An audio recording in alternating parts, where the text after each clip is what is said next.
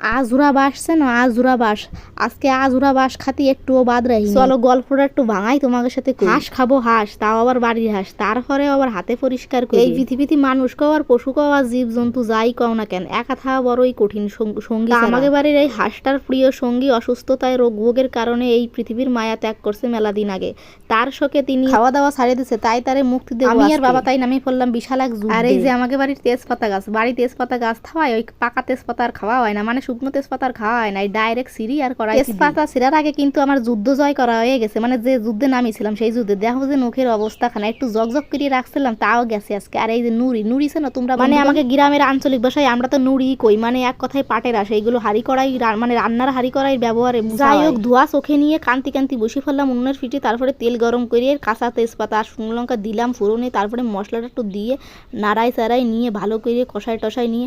আরে বন্ধুগণ, কি যে ভুল করছি তোমাকে যে কি কব, আসল কাজই তো করি না। এই দেখো পেঁয়াজই দিতে ভুলে গেছি, আবার মশলার মধ্যে কেউ দেহার আগে দিলাম টকাশ করে পেঁয়াজটাকে, মানে ঢালিয়ে, মানে মা আবার সামনে বাড়ির যে অবস্থা, আমাকে বাড়ি হলো খালি এ ওর খুদ ধরে ও ওর খুদ ধরে, মানে কথায় কথায় ঝগড়া লাগে। যাই হোক, মশলাতে তেলটা ছাড়িয়ে দিয়েছে, এবার মাংসটা টকাশ করে দিলাম ঢালি। হাঁসের মাংস বলে কথা, একটু রান্নাই হবে না রে, এ খালি ডাকতেই হবে না একবার আর একবার খুলতে হবে না, ডাকতে হবে না আর খুলতে হবে না, আমবাই রানতে হবে না বেশ কয়েক মিনিট। আর এইদিকে মা বুনির বাড়িতে আসা মাছ কাটতে বইছে, স্যাং মাছ। না, মাছ একটা আসে না, দুই তিনটে মনে হয় আইছে, আমি সঠিক জানি না, মা একটাই কাটতেছে, কারণ মাংস হলে আমরা মাংস ফিরে অন্যদিকে তাকাই। আর এইদিকে দেখো বাড়ি কুলো চলে আইছে, মানে কুলো বোঝো তোমরা, এই কুলো দেখতে পাবা শুধুমাত্র গ্রামেই, মানে বসন্ত ঋতু গ্রামেই মা শীতলার পুজো হয়। আর সেই মা শীতলা পুজো বাড়ি বাড়ি কুলো আসে, মানে যেহেতু দশের পুজো তাই দশের সাহায্য নিয়েই এই পুজো করতে। যে গ্রামে পুজো হয় সেই গ্রামের সমস্ত বাড়ি এই বাড়ি কুলো আসলে কিন্তু নির্দিষ্ট একটা বসার আসন, তেল সিঁদুর আর যে যেমন পারে সে সেরকম সাহায্য করে। যাই হোক, চলো মূল গল্পে ফিরি। মানে আজরা বাস খাওয়ার গল্প। বাড়ির হাঁস কাটিয়ে বাটিয়ে হাতে চুলিয়ে, হাঁস তো খাওয়া না,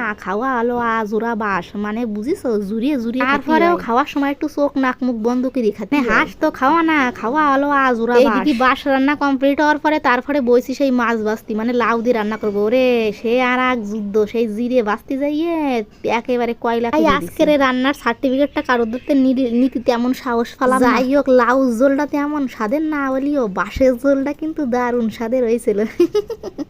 তাও তো এবারের মতন যাই, বাই বাই, সবাই ভালো থেকো।